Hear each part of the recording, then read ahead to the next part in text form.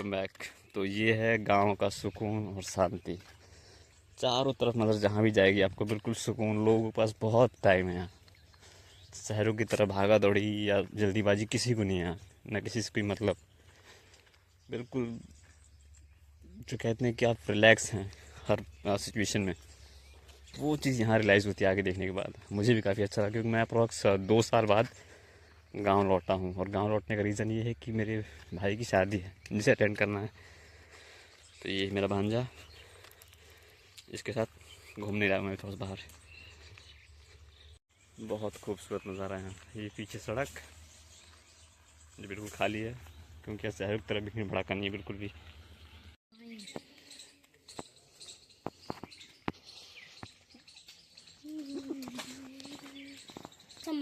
और ये यहाँ का कॉलेज काफ़ी फेमस है।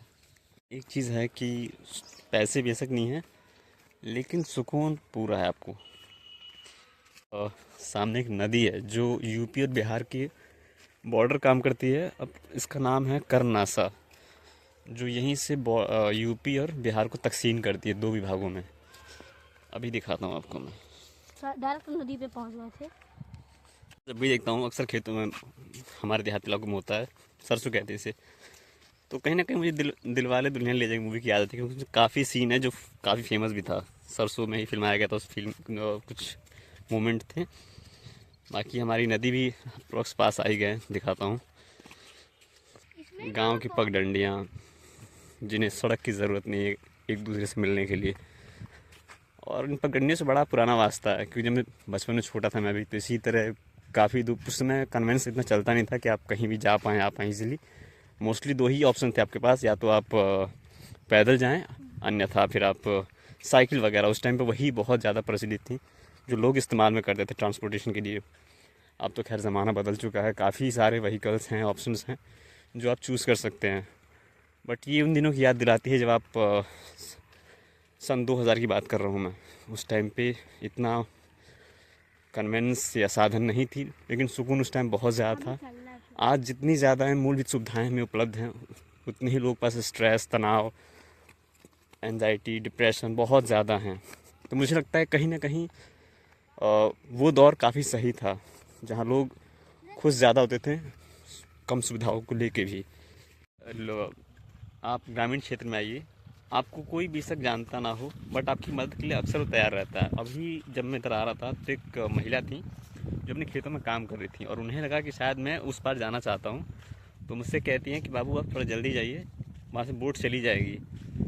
तो यहाँ के लोग पास कुछ हो ना हो दिल काफ़ी बड़ा है और एक दूसरे की हेल्प के लिए हमेशा रेडी रहते हैं। वो ये नहीं है कि उनको कुछ आपसे मतलब है या तो ही आपकी हेल्प करेंगे, ऐसा कुछ नहीं है। तो गांव में जिंदा दिली भी देखी जाती है।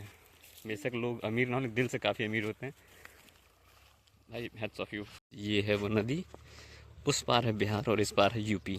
ये चंदौली ज़िला है जिस साइड खड़ा हूँ मैं। और वो बिहार का राजा बाज़ार मुझे पता है, बाकी डिस्ट्रिक्ट कौन सा लगता है वो मुझे भी प्रॉपर आइडिया है नहीं। तो यहाँ लोग पार करने की ये नाव के थ्रू करते हैं। अब उस पार से जो लोग हैं वो इस पार आएंगे, अपने रोज़मर्रा कामों के लिए आते हैं। और पार करने का आवागमन का ज़रिया ये है कि रस्सी के थ्रू लोग खींचते हैं, इस पार आते हैं, फिर इस पार से वापस उस पार चले जाते हैं। बहुत ही खूबसूरत फॉर्मेट है इसको करने का।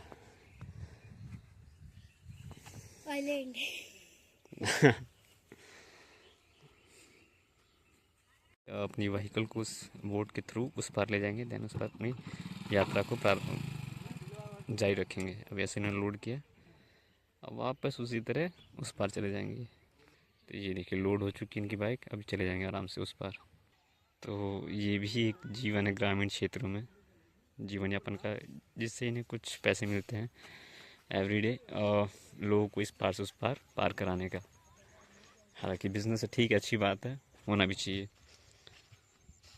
तो मेरा वीडियो बनाने का उद्देश्य यही था कि आपको कुछ गांव की झलकियाँ दिखाऊं जो शहर की आबो हवा से काफ़ी अलग हो। आई होप कि आपको मज़ा आया होगा मेरी वीडियो के थ्रू। तब तक के लिए बाय बाय, सायोनारा, थैंक यू।